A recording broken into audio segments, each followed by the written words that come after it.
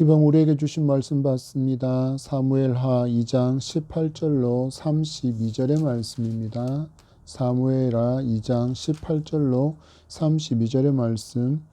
우리 한 절씩 교독하겠습니다. 그곳에 수르의 아들 세 아들 요압과 아비새와 아사헬이 있었는데 아사헬의 발은 들노루같이 빠르더라. 아사헬이 아브넬을 쫓아 달려가되 좌우로 치우치지 않고 아브넬의 뒤를 쫓으니 아브넬이 뒤를 돌아보며 이르되 아사헬아 너냐 대답하되 나루라. 아브넬이 그에게 이르되 너는 왼쪽으로나 오른쪽으로 나가서 청년 하나를 붙잡아 그의 군복을 빼앗으라 하되 아사헬이 그렇게 하기를 원하지 아니하고 그의 뒤를 쫓으매 아브넬이 다시 아사헬에게 이르되 너는 나 쫓기를 그치라. 내가 너를 쳐서 땅에 엎드러지게 할 까닭이 무엇이냐.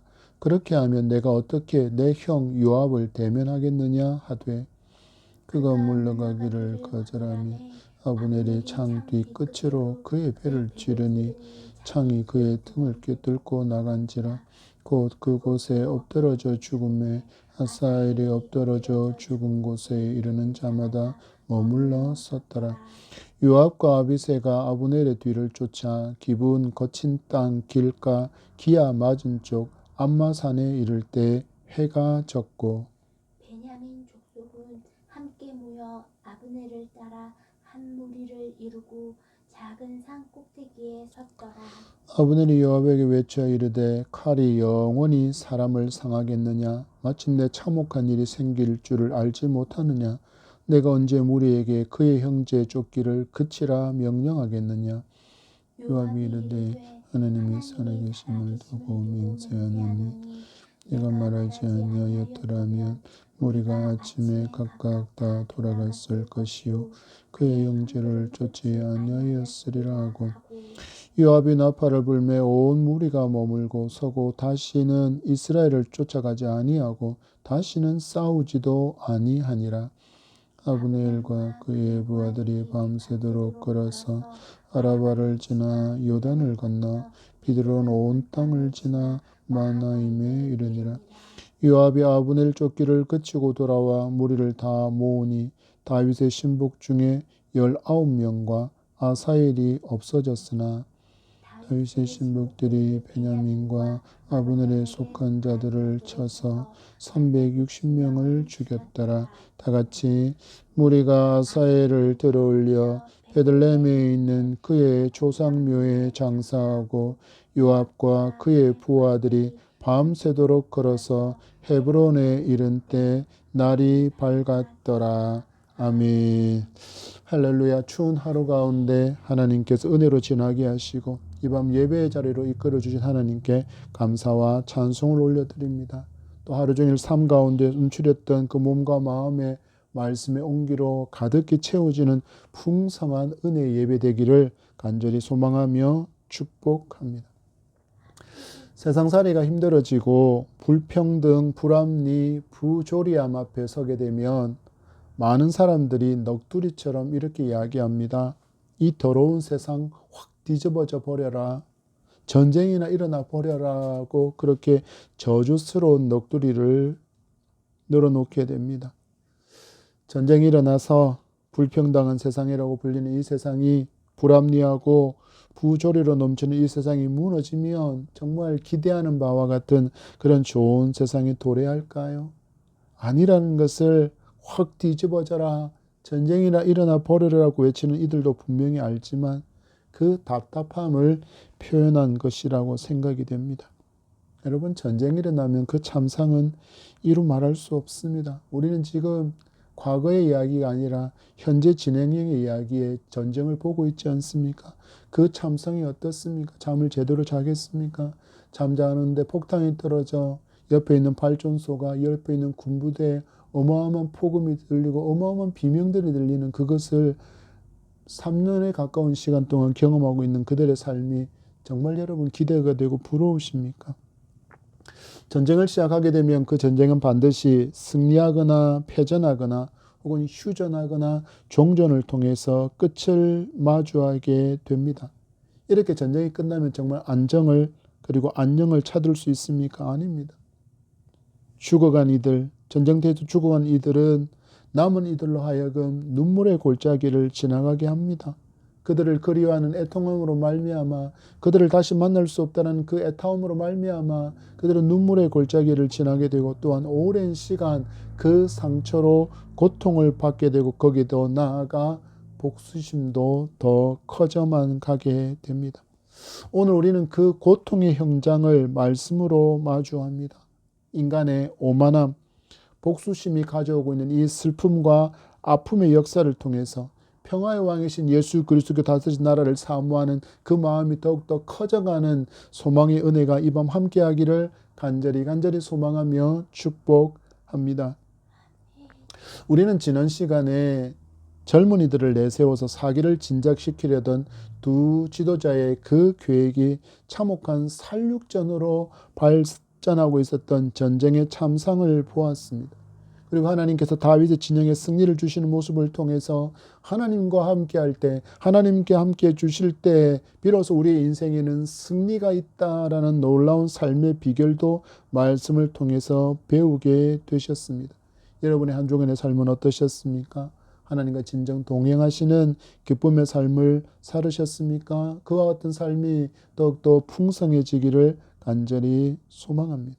오늘 말씀은 이스라엘이 다윗의 신복들 앞에서 패하였다라는 이 짧은 승리의 기록에 대한 구체적인 내용의 기록이 더해지고 있는 장면입니다. 우리는 주신 말씀을 통해서 하나님께서 붙드시는 사람을 하나님께서 어떻게 도와주시는지, 그 은혜의 손길을 발견하고, 또한 내 삶에 이와 같은 역사가 있기를 진정 사모하며 이 말씀을 믿음으로 굳게 붙들 수 있기를 간절히 또한 소망하며 축복합니다. 다윗의 진영에는 아주 뛰어난 장수 5명이 있었습니다. 그 중에 3사람이 오늘 말씀에 등장합니다. 18절의 말씀입니다. 그곳에 스루야의 아들 세 아들 요압과 아비새와 아사헬이 있었는데 아사헬의 발은 들노루같이 빠르더라. 아멘. 말씀은 그들의 이름을 요압과 아비새와 아사헬이라고 부르며 스루야의 아들이라고 이야기합니다. 여기에 등장하는 스루야는 다윗의 누나입니다. 그러니까 이 요압과 아비새와 아사헬은 다윗의 조카가 되는 것입니다. 이들은 다윗이 도망자로 힘겨운 삶을 살고 있을 때 달려와 준 가족들이었습니다. 가족은 이와 같이 서로에게 좋은 위로와 소망의 존재가 되어야 할 것이지만, 안타깝게도 이 시대는 이 가족이 붕괴되고 있는 것을 보고 있어서 참 마음이 아픕니다. 여러분, 이와 같은 가족의 존재의 이유, 다윗에게 있어서 그 가족의 존재의 이유가 우리 믿음으로 바라볼 때 믿음으로 말미암아 형제 자매가 되어진 성도는 정말 존귀한 존재, 서로에게 너무나도 귀한 존재라고 할 수 있습니다. 왜 그렇습니까? 우리는 쉽지 않은 믿음의 길을 가고 있기 때문입니다. 눈에 보이지는 않지만 매일의 삶을 통하여서 영적인 전투를 벌이며 살아가고 있기 때문입니다. 그래서 성도는 서로에게 좋은 동력자여야 하고 위로자여야 하고 또한 격려자가 되어 주어야 합니다. 이렇지만 현실은 또 그렇지 못합니다. 안타깝게도 이런 신앙 공동체의 가치가 너무나도 많이 무너져 버려서 교회 안에도 개인주의가 너무 팽배하고 있어서 성도도 참 외로운 가운데 믿음의 길을 가고 있는 그런 시대를 우리는 살고 있다 할 수 있기 때문입니다. 믿음의 좋은 가족으로 우리 함께 예배하며 함께 기도하며 또 함께 동행하며 함께 성장해 나가는 예담양 성도가 되기를 축복합니다. 다른 전투에서는 이 발이 빠른 것으로 인하여서 아사헬이 전투에서 혁혁한 전공을 세웠지만 이번에는 그렇지 않을 것이라는 것을 보여주는 말씀이 이어지고 있습니다. 우리 19절과 20절의 말씀입니다. 아사헬이 아브넬을 쫓아 달려가되 좌우로 치우치지 않고 아브넬의 뒤를 쫓으니 아브넬이 뒤를 돌아보며 이르되 아사헬아 너냐 대답하르되 나로라. 아멘.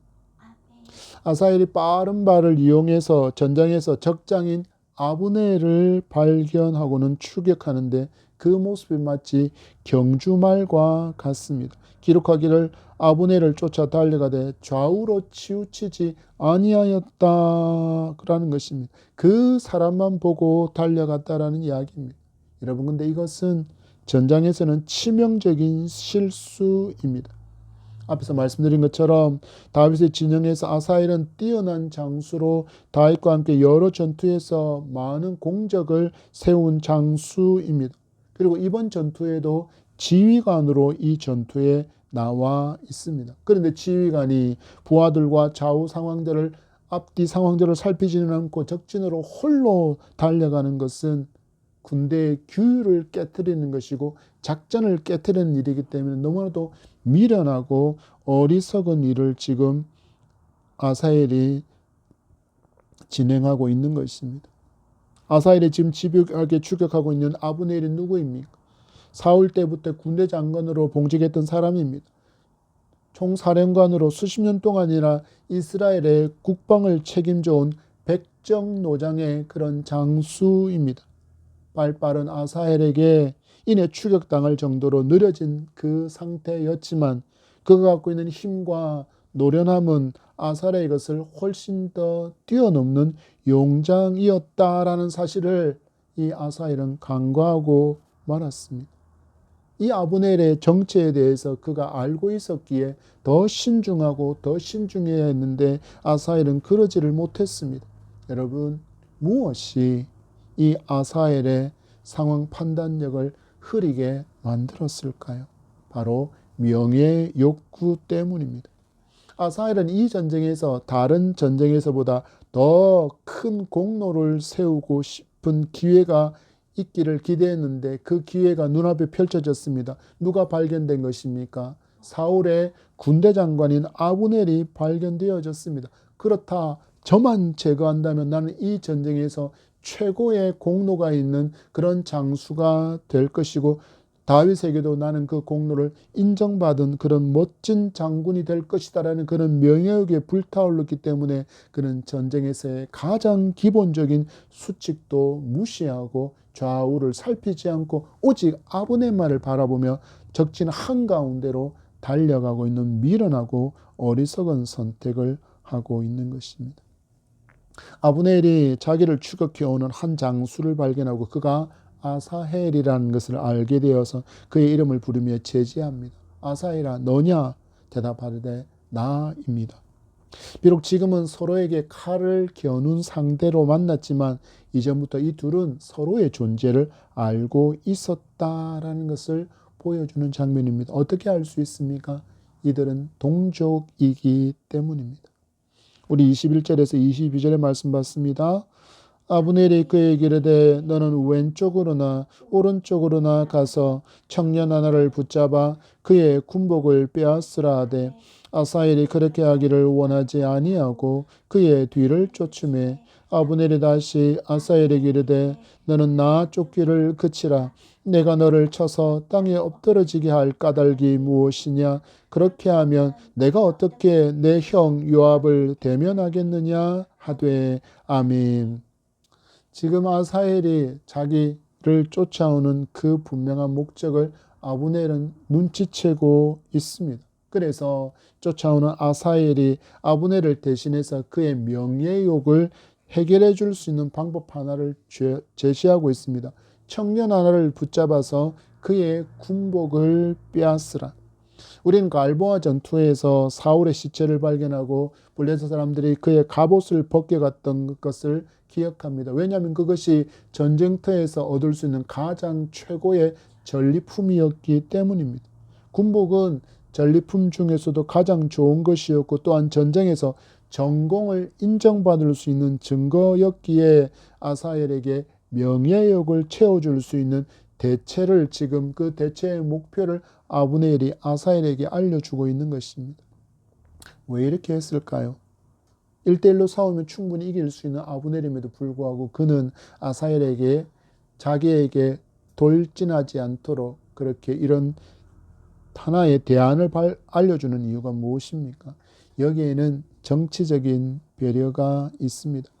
아브넬은 이제 막 시작된 이스보셋을 통한 사울 왕조의 재건을 위해서 다윗 진영과의 불필요한 마찰을 피하고 또한 적대감을 키우는 일을 피하고 싶었던 것입니다.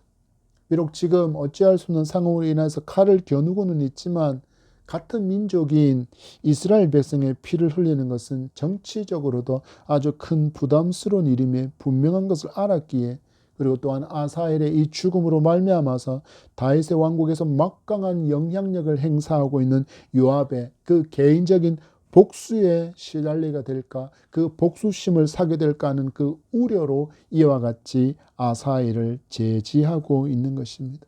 그렇지만 이와 같은 지혜로운 제안을 아사엘은 거부해버립니다. 왜요? 그는 지금 전공을 세우는 그 명예에만 몰두한 나머지 상황 판단력을 모두 잃어버리고 있는 상태였기 때문입니다. 그래서 아사엘은 이 아브넬의 멋진 제안을 단번에는 걷어차버리고 추격을 이어갑니다. 그러자 아브넬이 재차 경고하고 있습니다. 내가 너를 쳐서 죽이게 할 까닭이 무엇이냐? 만약에 내가 너를 죽인다면 너의 형 요압을 내가 어떻게 보겠느냐라고 이제는 인정에 그렇게 사정을 두고 있습니다. 아브넬은 지금 분명히 지금 싸움의 능력이나 그 능숙함으로 볼 때 아사엘은 분명히 자기의 상대가 안 된다라는 것을 너무나도 잘 알고 있었음을 바탕으로 하고 있는 제안이 바로 이러한 제안입니다. 아사엘에게 명예욕을 채워줄 수 있는 기회도 주었지만 그것이 거부당했고, 또한 개인적인 원학과 복수에 얽히지 않고 싶다라는 그런 말로 재차 제안했지만 모두 다 거부당하고 말았습니다. 여러분, 성도가 교회에서 직분을 받아서 섬기게 될 때 정말 조심하고 또 조심해야 할 부분이 오늘 말씀에서 이 장면에서 발견되어집니다. 공동체의 유익을 여러분 잊지 말아야 합니다. 많은 사람들이 자신의 존재를 교회 안에서 드러내고 싶어하는 것이 너무나도 교회 생활 가운데 중요한 분들이 있습니다. 그러나 기억하십시오. 교회는 공동체임을 여러분 잊지 말아야 합니다. 세상 사람들은 자기 PR의 시대라고 어느 곳에 있든지 자기를 드러내고 자기를 알리기 위해서 끊임없이 노력하고 수고하지만 교회는 자기를 드러내려고 모인 장소가 아님을 아셔야 합니다. 성도는 언제나 기억해야 합니다. 하나님께서 내게 맡겨주신 은사와 이 달란트를 어떻게 사용하면 이 공동체에 유익이 될까를 먼저 고민하고 그것을 바탕으로 말하고 행동할 수 있는 저와 여러분이 되기를 소망합니다. 두 번에 걸친 이 아브넬의 제안을 거부한 채 아사엘이 아브넬에게 달려들었지만 어리석은 선택이었음을 말씀이 보여줍니다. 그 결과가 무엇입니까? 그의 죽음입니다. 23절에서 그의 죽음을 표현하고 있습니다. 여러분 보십시오. 이 어리석음으로 말미암아 그는 죽음을 맞이하고 있습니다. 많은 부하를 전쟁에서 이끌어야 할 장수가 이렇게나 허무하게 죽음을 맞고 있습니다. 여러분 다윗을 바라보십시오. 다윗에게 있어서 이 아사엘의 죽음은 얼마나 큰 손실입니까? 혈연적인 관계를 보면 자기의 조카이고, 그리고 군대적인 관계를 보더라도 자기에게서는 꼭 필요한 용맹한 장수였는데 그가 이렇게 허무하게 죽음을 맞이해 버립니다. 그리고 이 전쟁에서 뛰어난 장수의 죽음은 군대 전체 사기에 악 영향을 줄 것은 뻔한 상황이기에 이 죽음이 가져올 파장은 너무나도 크다 할 수 있습니다.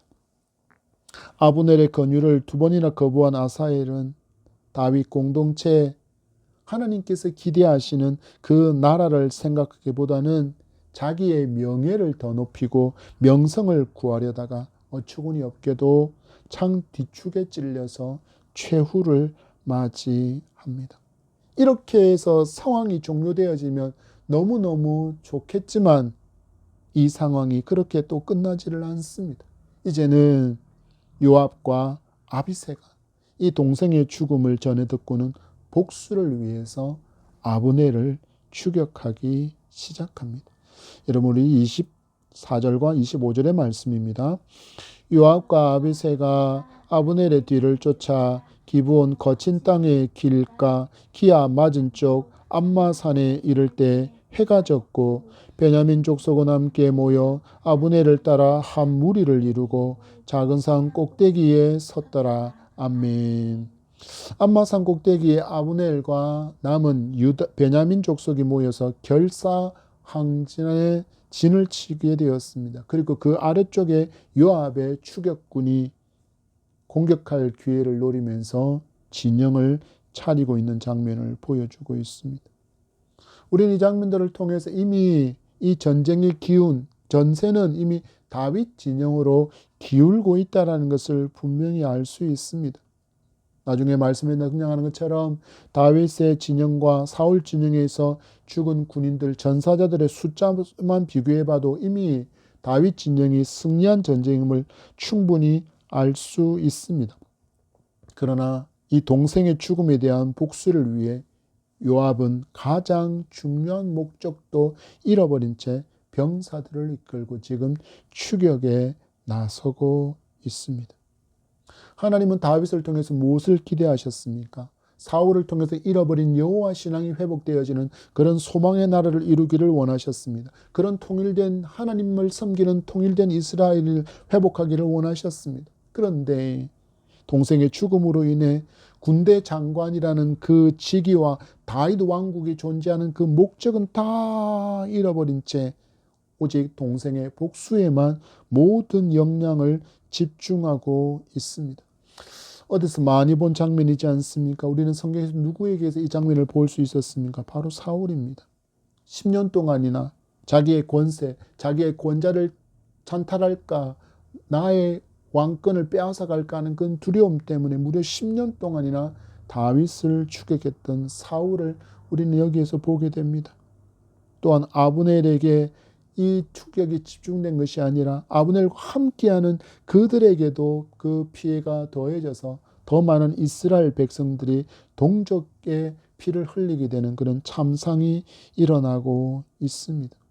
이는 분명히 하나님께서 기대하시는 다윗 왕국의 방향성과는 전혀 맞지 않는 행동을 하고 있는 것입니다. 또한 그는 전략적으로 볼 때도 어리석은 선택을 합니다. 어떤 전투를 하려고 합니까? 바로 야간 전투를 하려고 합니다. 야간 전투는 첨단의 장비를 갖춘 현대전에서도 많은 사상자가 발생하는 전투인데 지금 요압은 복수심에 불타올라서 군대를 위기로 몰아넣는 어리석은 판단을 내리고 산 꼭대기에서 결사항전을 준비하고 있는 아브넬을 공격하려고 이 모든 현실의 상황을 무시한 공격 준비를 하고 있습니다. 여러분, 이 당시에 지금과 같은 드론이 있었겠습니까? 헬리콥터가 있었겠습니까? 아니면 전투기가 있었겠습니까? 그 어떤 공중에서 공격할 만한 무기가 전혀 없는 그런 상황에서 이 경사진 산을 올라서 진영을 이미 구축하고 있는 그 적을 공격하려면 수비하는 사람들보다 몇 배에 이르는 많은 군인이 동원되어야 승리도 장담할 수 없는 그것이 바로 진지를 점령하는 전투입니다. 그런데 이것을 지금 무모하게 그는 진행하려고 합니다. 그는 또한 마지막으로 다윗의 장군이 죽었음에도 이거를 다윗에게 보고하지 않습니다. 그리고 다윗의 지시를 기다리지도 않습니다. 오직 동생의 복수만을 위한 추격전에 나서고 있을 뿐입니다. 여러분, 앞에서 말씀드린 것처럼 교회 공동체가 지향하는 바를 우리는 분명히 기억해야 합니다. 예수 그리스도의 몸을 이룬 교회는 하나님의 나라와 하나님의 의를 구하는 최고의 사명이 있음을 한시도 잊지 말아야 합니다. 이것을 잃어버리면 우리는 요압과 같은 반응을 하게 됩니다. 내가 왜 군대 장관이 되었는가?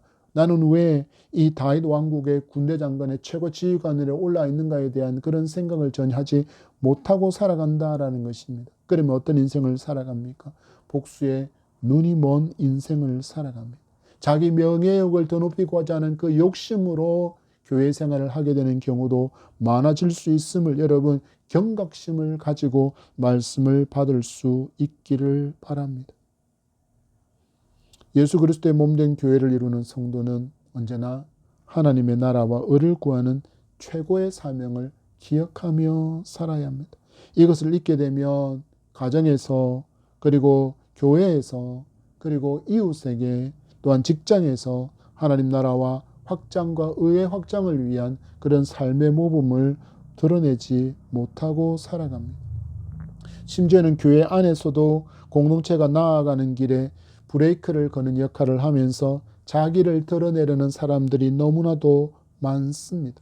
여러분, 이 모든 것이 하나님께서 우리를 성도로 불러주신 그 목적과 사명에 맞지 않는 역행하는 행동과 말이라는 것을 우리는 기억하면서 내 말과 내 행동이 언제나 하나님의 뜻에 맞는지를 말씀의 거울에 비춰보며 나아갈 수 있는 그런 지혜의 성도로 살아가는 저와 여러분이 되기를 소망합니다. 우리는 너무 쉽게 내게 일어난 일들에 대해서 내가 가진 어떤 것들로 이 문제를 해결하고자 하는 성향 또한 우리는 지금 요압을 통해서 보게 됩니다. 내 동생이 죽었어.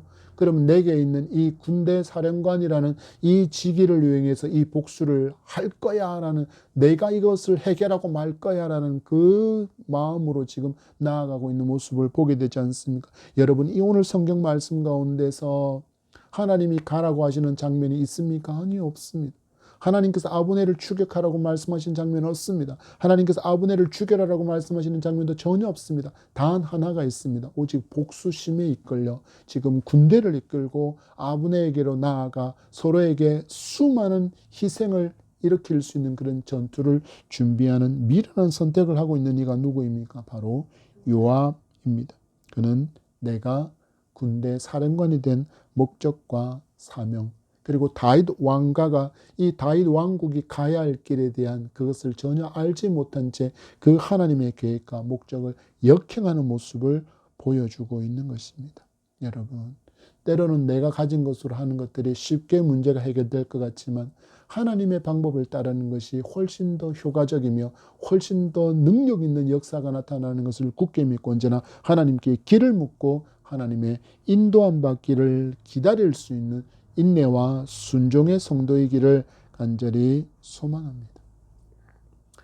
진영을 대체하고 있고 또 자기에게 달려와서 자기를 죽이려고 지금 산을 오르려고 준비 중에 있는 그 요압에게 이번에는 아브넬이 다시 설득의 외침을 하고 있습니다. 우리 6절에서 8절까지의 말씀입니다. 26절 28절입니다. 아브넬이 요압에게 외쳐 이르되 칼이 영원히 사람을 상하겠느냐? 마침내 참혹한 일이 생길 줄을 알지 못하느냐? 내가 언제 무리에게 그의 영제 쫓기를 그치라 명령하겠느냐? 요압이 이르되 하나님이 살아계심을 두고 맹세하노니 내가 말하지 아니하였더라면 무리가 아침에 각각 다 돌아갔을 것이요 그의 영제를 쫓지 아니하였으리라 하고 요압이 나팔을 불매 온 무리가 머물러 서고 다시는 이스라엘을 쫓아가지 아니하고 다시는 싸우지도 아니하니라. 아멘.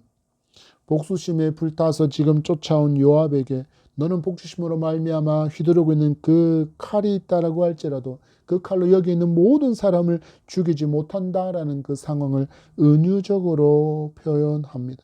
그러면서 가장 중요한 것 하나를 그가 깨우치게 아주 냉철한 판단의 기준 하나를 그에게 제시합니다.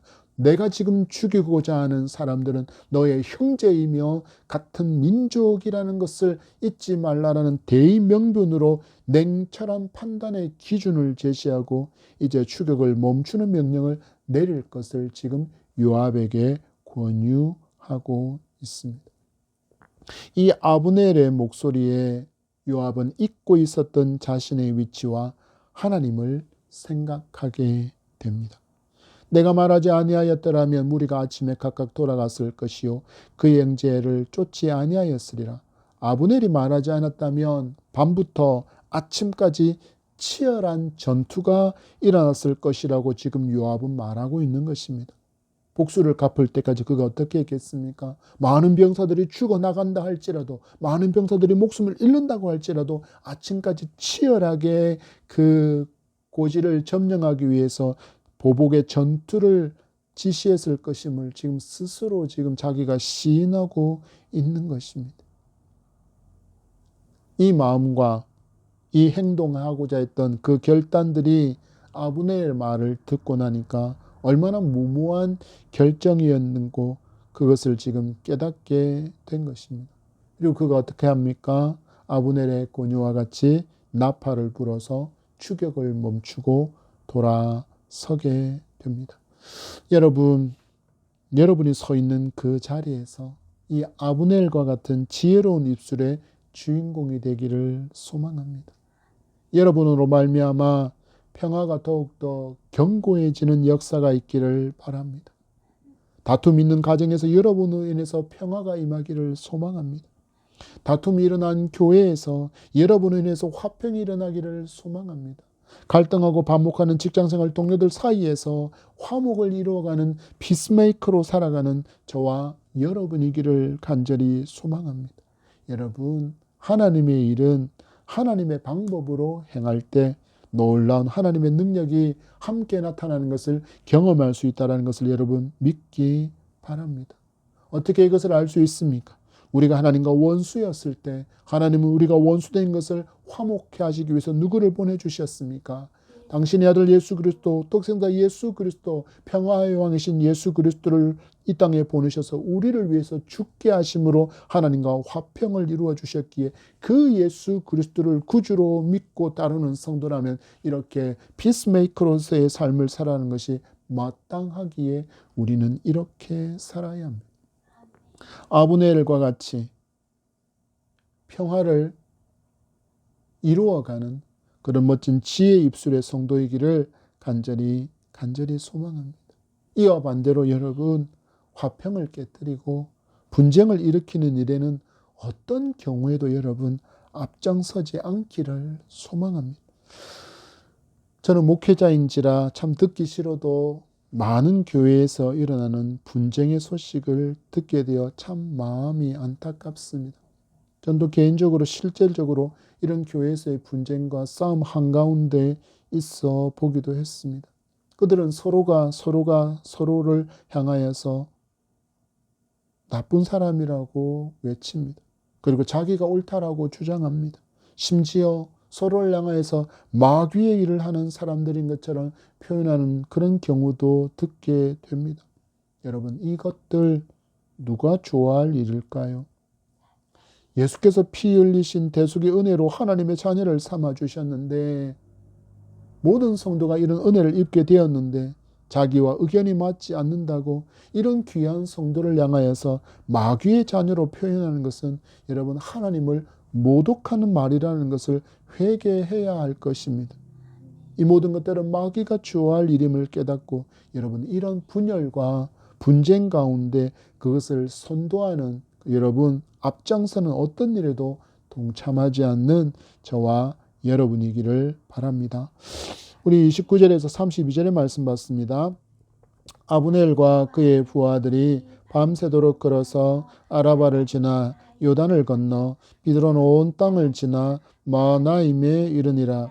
요압이 아브넬 쫓기를 그치고 돌아와 무리를 다 모으니 다윗의 신복 중에 19명과 아사엘이 없어졌으나 다윗의 신복들과 베냐민과 아브넬에게 속한 자들을 쳐서 360명을 죽였더라.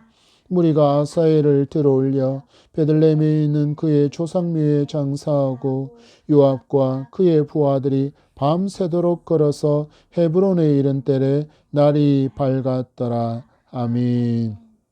아브넬은 밤새 걸어서 그들의 본진이 있는 마하나임으로 돌아가고 요압도 정신을 차리고 진영으로 돌아와서 인원수를 계수해 보니 아사엘과 19명의 군인이 전사했다라는 것을 알게 됩니다. 그리고 아브넬의 진영에서 360명의 전사자가 발생했음도 그가 알게 되었습니다. 죽은 전사자들을 모두 모아서 요압도 밤새 걸어서 베들레헴에 가서 그의 형제를 장사하고 헤브론으로 돌아오게 되었다라고 말씀은 기록합니다. 여러분, 이 숫자의 차이가 무엇을 알려주는 것입니까? 하나님께서 다윗을 위해서 지금 일하고 계심을 보여주는 숫자가 바로 이 혁혁한 숫자의 차이입니다.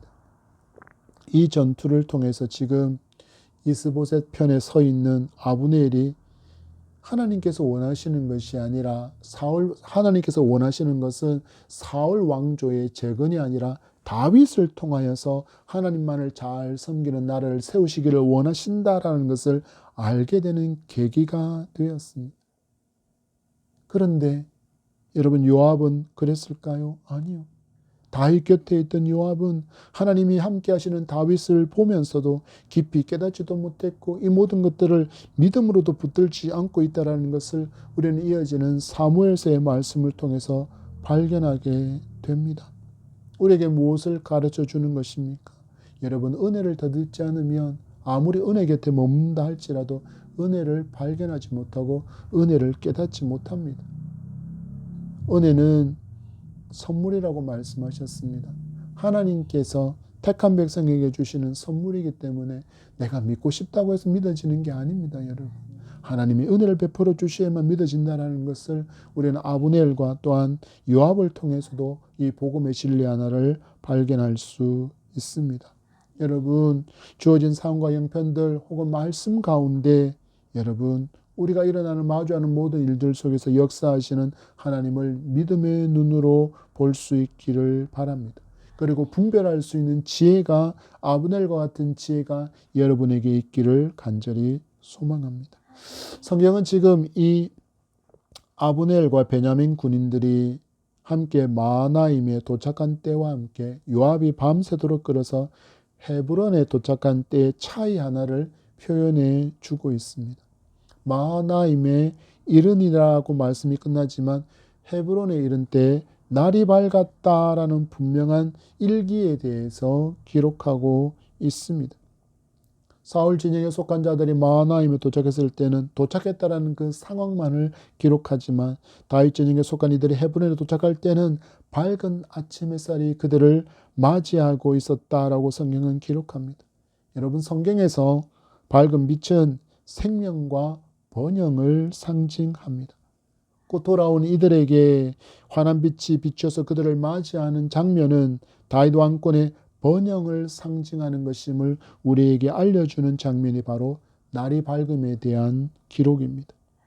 그리고 나중에는 예수 그리스도께서 이 땅에 오셔서 어둠에 휩싸여 있던 이 세상을 어둠의 죄로 말미암아 신음하고 있는 이 땅 가운데 잃어버렸던 그 하나님의 빛을 회복하게 되는 놀라운 역사를 이루시게 장면도 우리는 말씀을 통해서 엿보아 알 수 있습니다. 그래서 이것에 대해서 요한복음이 이렇게 말씀하고 있습니다.